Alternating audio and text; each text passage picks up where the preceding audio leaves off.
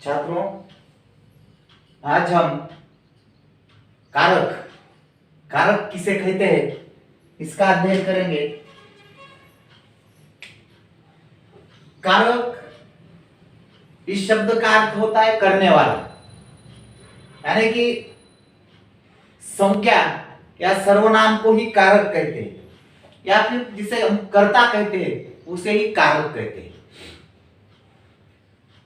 फिर कर्ता, उसके भेद है, 8 भेद है।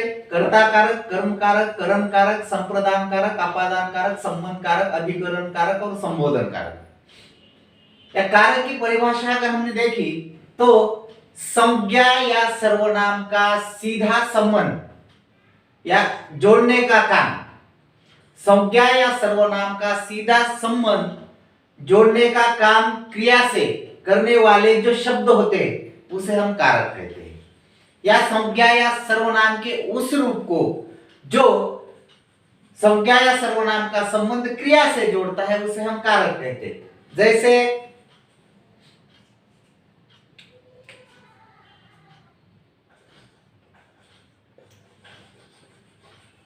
रमेश पढ़ाई करता है। दूसरा वाक्य, रमेश ने खाना खाया। वैसे तो जो कर्ता कारक होते हैं उसका प्रयोग भूतकाल में ही होता है, यानी कि यहां पर कौन है? रमेश। रमेश खाना खाता है, रमेश ने खाना खाया। रमेश ये संज्ञा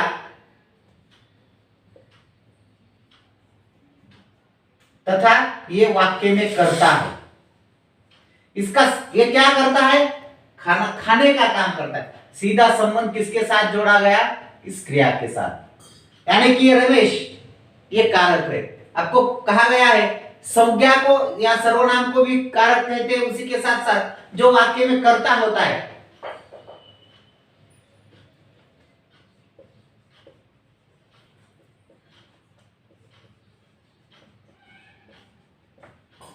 ये हो गया सर्वनाम, यानी कि वाक्य में यह है कर्ता। इसी इसका संबंध उसका किससे है? इस खाने की क्रिया से। संज्ञा या सर्वनाम का वह रूप जिससे संज्ञा या सर्वनाम का सीधा संबंध क्रिया से होता है उसे हम कारक कहते हैं। यहाँ पर रमेश ये कारक है, यहाँ पर उस ये सर्वनाम कर्ता और उसे ही कारक कहा जाता है। यानी कि समझने के लिए आसान सी बात इतनी है कि संज्ञा या सर्वनाम उसी को हम कर्ता कहते हैं। कर्ता किसे कहते हैं? वाक्य में जो काम करने वाला, कार्य करने वाला होता है उसे हम कर्ता कहते हैं, उसी को कारक कहा जाता है। और उसके सामने ये जो ने शब्द है, ये जो ने चिन्ह है, इसे विभक्ति चिन्ह कहा जाता है। ये कारक और इसका विभक्ति चिन्ह, उसी प्रकार से हमने लिखा है कारक और उसके विभक्ति चिन्ह। अब कौन कौन से है? कर्ता कारक ने।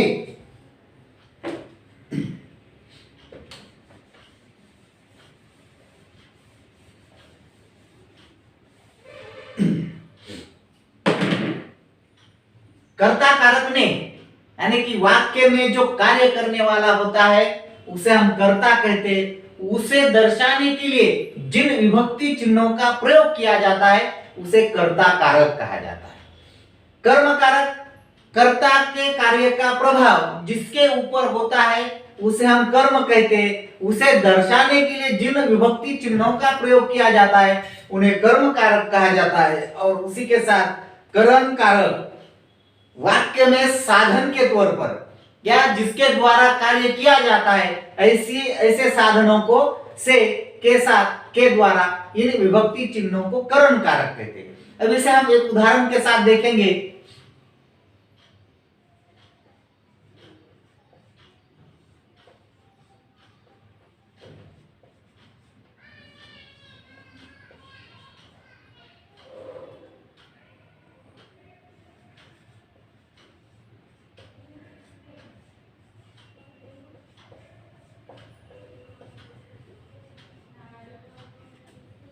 यह वाक्य हमने लिखा है, रावण ने राम को धनुष्य बाण से मारा। नहीं तो यहां पर थोड़ी गड़बड़ हो गई। ऐसा करो,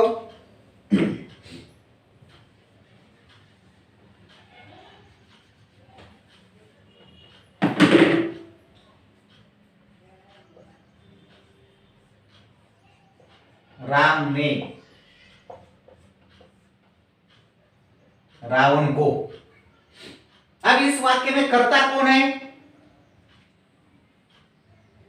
कार्य करने वाला, जो काम करने वाला होता है उसे हम कर्ता कहते हैं। ये राम जो है ये है कर्ता।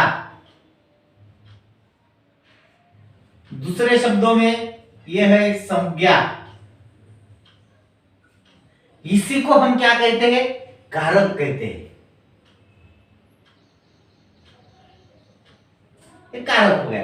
कौन सा कारक है ये? कर्ता कारक।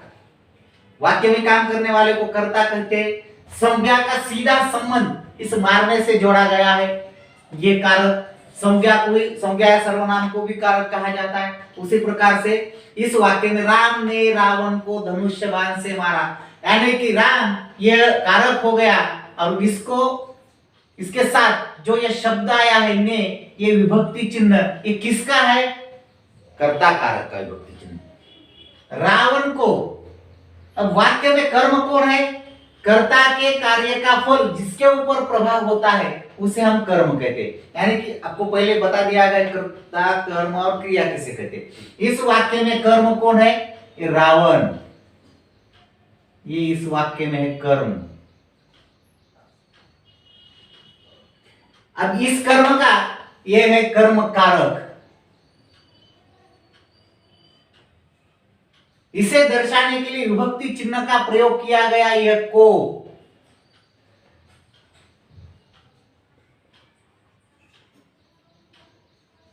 विभक्ति चिन्ह कर्ता के लिए जिन विभक्ति चिन्हों का प्रयोग किया जाता है इसे कर्ता कारक, ने, कर्म कारक, ये को। कर्ता के कार्य का प्रभाव जिसके ऊपर होता है उसे कर्म कहा जाता है।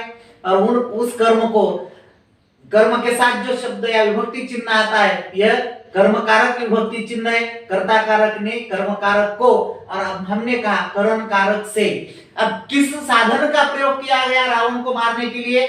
ये धनुष्य बाण, इस साधन का प्रयोग किया गया। इसी साधन को हम क्या कहते हैं? करण कहते हैं। यह हो गया करण कारक। और इस करण कारक का विभक्ति चिन्ह ये है से।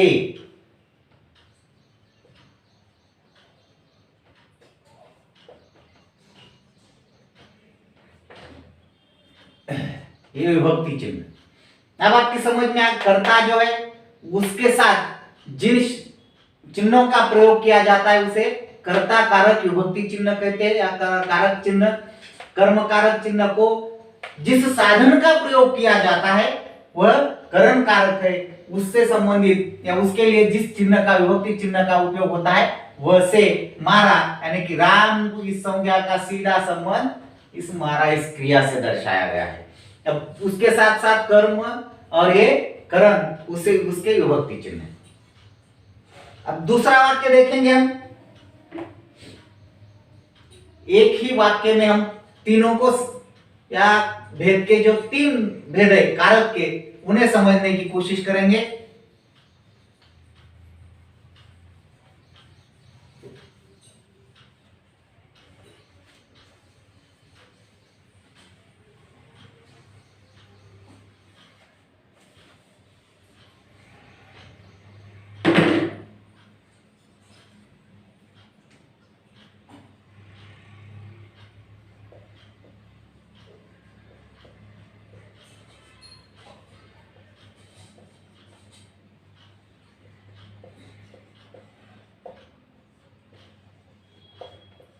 अध्यापक ने छात्रों को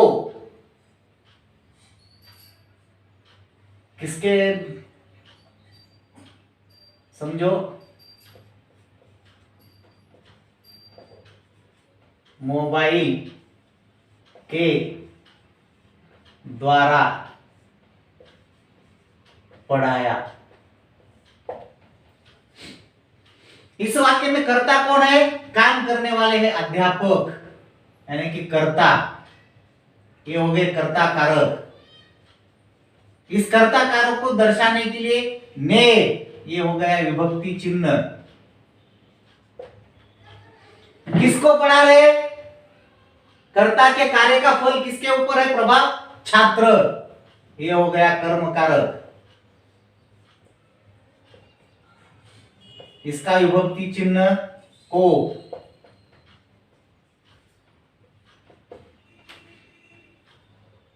किस साधन का प्रयोग किया गया? मोबाइल।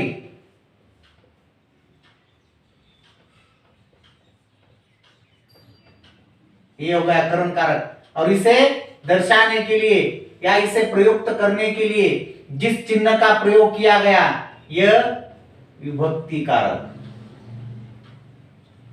विभक्ति चिन्ह।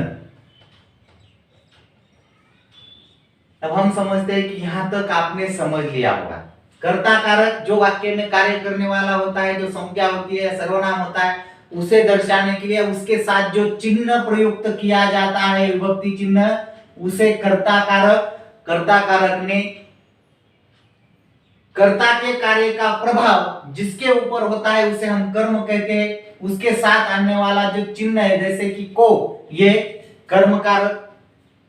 कर्ता अपना कार्य सिद्ध करने के लिए, अपना कार्य पूरा करने के लिए जिस साधन का प्रयोग करता है, उपयोग करता है, वह जो साधन है उसे कहा जाता है करण। उसे दर्शाने के लिए जिन चिन्हों का प्रयोग किया जाता है जैसे कि के द्वारा, से, के साथ, ऐसे तीन है। पहले हमने से देखा, उसके बाद के द्वारा या के साथ, इन साधनों का प्रयोग होता है, उसे हम करण कारक कहते हैं। इसका विभक्ति चिन्ह के द्वारा, से, के साथ होता है।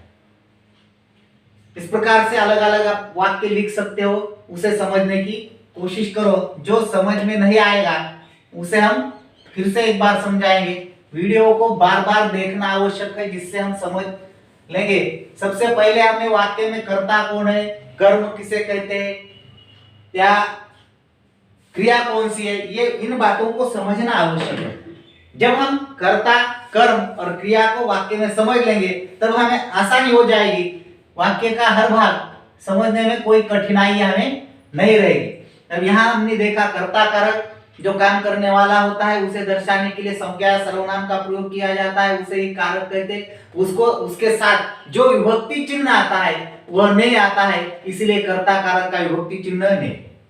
कर्म कारक कर्ता के कार्य का फल जिसके ऊपर पड़ता है उसे कर्म कहते हैं। उसे दर्शाने के लिए जिस विभक्ति चिन्ह का प्रयोग किया जाता है को, इसीलिए को, यह कर्म कारक का उदाहरण है। कर्म कारक कर्ता वाक्य में अपना कार्य सिद्ध करने के लिए, अपना कार्य पूरा करने के लिए जिन साधनों का उपयोग किया करता है या प्रयोग करता है, उसे दर्शाने के लिए से, के साथ, के द्वारा इन विभक्ति चिन्हों का प्रयोग होता है, उसे करण कारक कहते हैं। अब चौथा जो है संप्रदान कारक, इसका अर्थ होता है दान, यानी किसी के लिए कार्य करना। वाक्य में किसी दान करना यानी कि किसी को कुछ दे देना, किसी की सहायता करना। संप्रदान किसी कारण के साथ किसी को कुछ देना, दान करना, उसे हम संप्रदान कारक कहते हैं। उसी प्रकार से उसके विभक्ति चिन्ह के लिए को। अब इसका उदाहरण हम देखेंगे, जैसे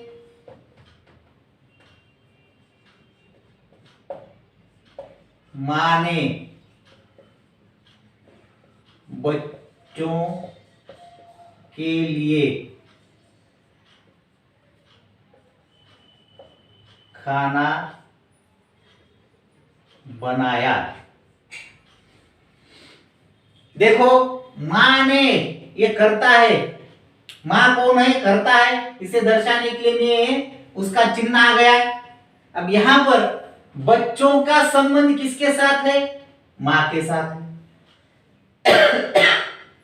मां किसके लिए काम करती है, बच्चों के लिए काम करती है, इसलिए यह जो विभक्ति चिन्ह आ गया इसे कहते हैं संप्रदान कारक।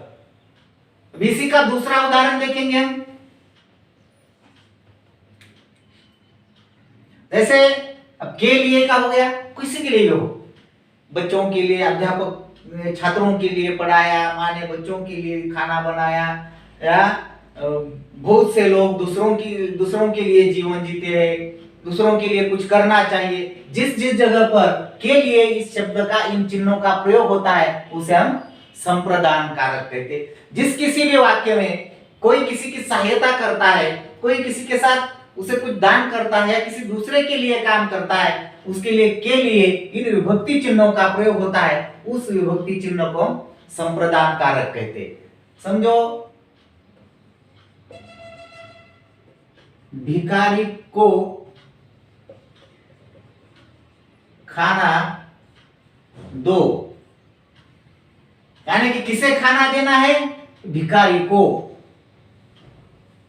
यानी कि ये जो शब्द है ये संप्रदान कारक का विभक्ति चिन्ह है। इसी प्रकार से संप्रदान कारक के लिए या को, इन विभक्ति चिन्हों को हम संप्रदान कारक कहते हैं।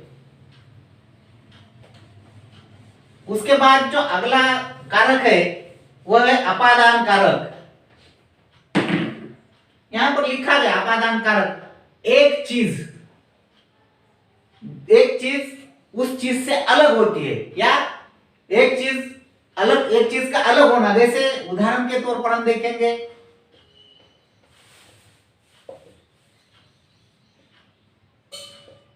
पत्ते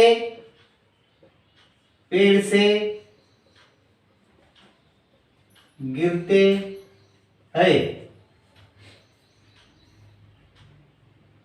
या इसे ऐसे भी लिख सकते, पेड़ से पत्ते गिरते हैं। दोनों का अर्थ एक ही होगा, लेकिन समझने के लिए जैसे हम लिखेंगे उसी प्रकार से किससे कौन अलग हो रहा है? पत्ते अलग होने लगे हैं पेड़ से।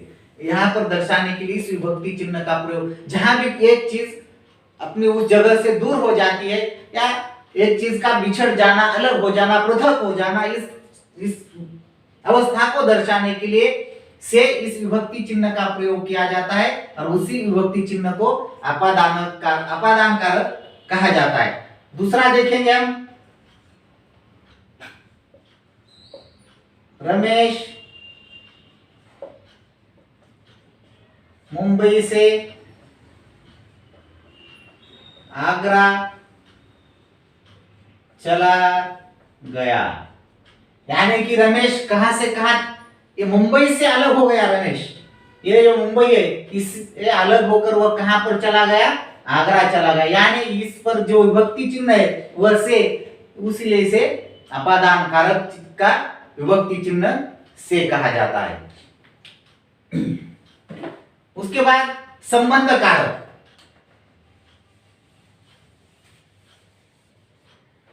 अभी संबंध कारक के उदाहरण जैसे दिए गए यहाँ पर, का, की, के, रा, री, रे।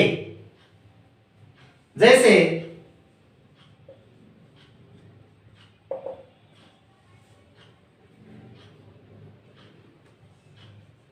यह रमेश की किताब है, वह मोहन का मकान है। यानी कि संबंध जोड़ा गया मोहन और मकान का। किस शब्दों का प्रयोग, किन विभक्ति चिन्हों का प्रयोग किया गया यहाँ पर? की, का, उसी प्रकार से का, की, के, और समझने के लिए रा, री का भी प्रयोग किया जाता है। जैसे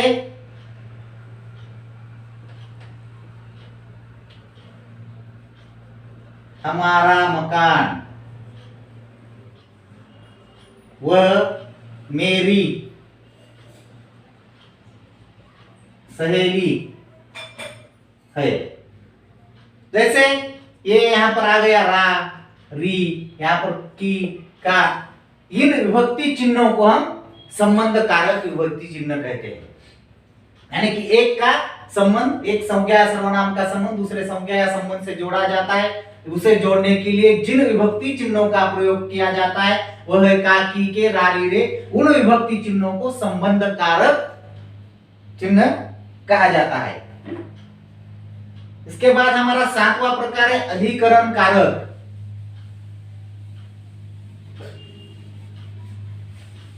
अधिकरण कारक का मतलब ये होता है किसी चीज को आधार देना, किसी चीज पर निर्भर होना, इसे दर्शाने के लिए इन विभक्ति चिन्हों का प्रयोग होता है, में और पर।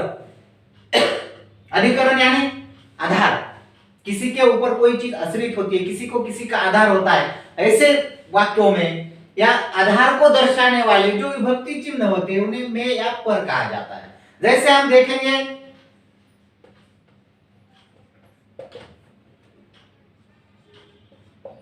मां छत पर बैठी है, ये एक उदाहरण हो गया इसका। दूसरा देखेंगे हम छात्र कक्षा में बैठे है। यहां पर देखो किसको किसका आधार है, ये मां को किसने आधार दिया, छत ने, इसे दर्शाने के लिए पर इस विभक्ति चिन्ह का प्रयोग किया गया।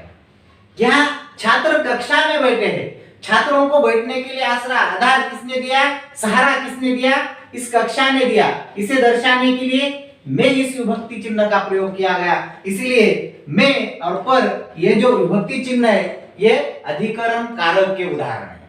इस प्रकार से हमने अब तक 7 जो भेद है कारक के उसके उदाहरणों के साथ समझने की कोशिश की है। उसके बाद जो 8वां भेद है यह है संबोधन कारक। संबोधन का मतलब होता है किसी को संबोधित करना, संबोधित करना यानी कि किसी को उद्देश्य रखकर बुलाना। जैसे कोई भी शब्द हो सकता है, हे, अरे, ओ, यानी कि संबोधन, किसी को अपने ओर से बुलाने के लिए संकेत करना, उसके लिए शब्दों का प्रयोग करना, उसे कहते हैं संबोधन करना। किसी को संबोधित करना यानी कि संबोधन करना। क्या होगा फिर इसमें, हे राम, नहीं तो ऐसे भी लिख सकते हो उसे, हे के बाद हे राम, उसी के साथ साथ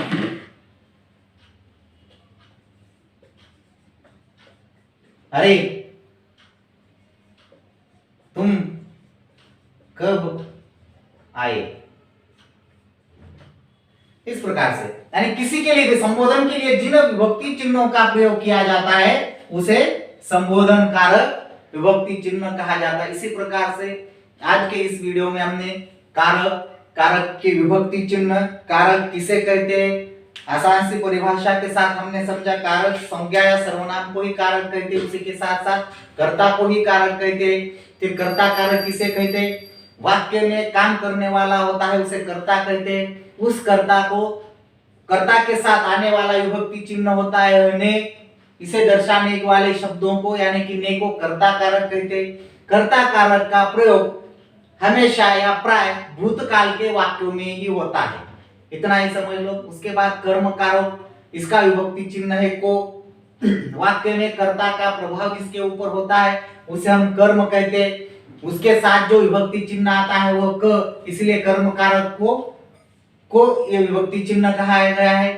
कर्म कारक, वाक्य में कर्ता अपना कार्य सिद्ध करने के लिए, अपना कार्य पूरा करने के लिए जिन साधनों का प्रयोग करता है उसे कर्म कारक कहता है और उसके विभक्ति चिन्ह है से, के साथ, के द्वारा।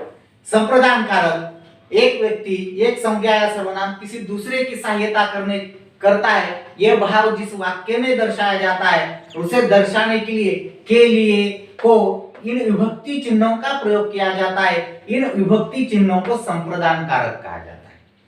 5वां है अपादान कारक। एक चीज उस चीज से अलग होकर दूर जाती है, ऐसे या पृथक होना, अलग होना, यह दर्शाने के लिए वाक्य में से इस विभक्ति चिन्ह का प्रयोग किया जाता है, उसे ही अपादान कारक कहते हैं। 6वां भेद है संबंध कारक। एक चीज का दूसरी चीज के साथ संबंध जोड़ा जाता है, उसे जोड़ने के लिए जिन विभक्ति चिन्हों का प्रयोग किया जाता है वह का, की, के, रा, री, रे, इन्हें हम संबंध कारक कहते हैं। उसके बाद 7वां है अधिकरण कारक। यानी किसी को आधार देना, किसी के ऊपर कोई निर्भर होना है, आधार देना, उसे कहते हैं अधिकरण कारक। वाक्यों में एक चीज दूसरे चीज को आधार देती है, जैसे हमने उदाहरण के तौर पर देखा, माँ छत पर बैठी है, छत ने आधार दिए माँ को बैठने के लिए। ऐसे जो विभक्ति चिन्ह है में पर, इन चिन्हों को अधिकरण कारक कहा जाता है। अंत में किसी को संबोधित करने के लिए जिन विभक्ति चिन्हों का प्रयोग किया जाता है उसे हम संबोधन कारक कहते हैं। अब ये उसके भेद, उनके विभक्ति चिन्हों को याद रख लो। उसी के साथ साथ जितने हो सकते हैं, आप जितने बना सकते हो वह वाक्य बनाकर आप भेज सकते हो। जो गलतियां होगी उसे सुधार कर हम फिर से आपके पास आपको समझाने की कोशिश करेंगे, प्रयास करेंगे। धन्यवाद।